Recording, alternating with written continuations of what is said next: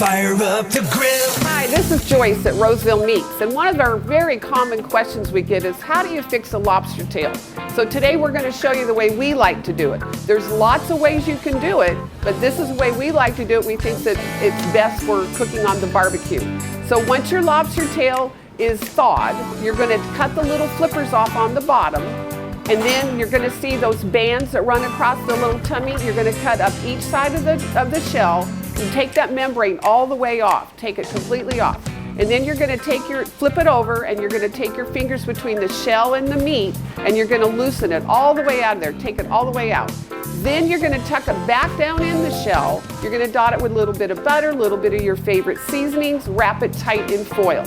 And then we have printed directions for you, or it's on our website of how long you're going to cook the tail on the barbecue, depending on what size it is.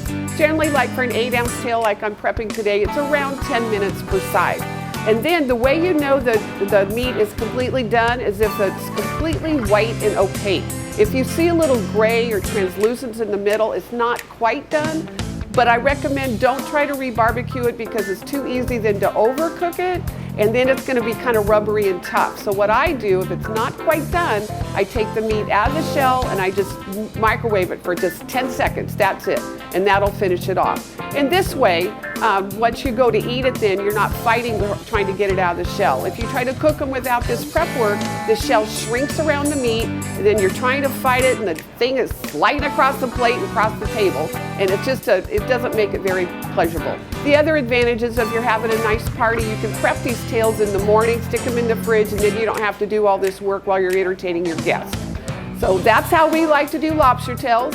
Come visit us. You can see us on our website at rosevillemeats.com, or you can come visit us at 700 Atlantic Street in Roseville, California.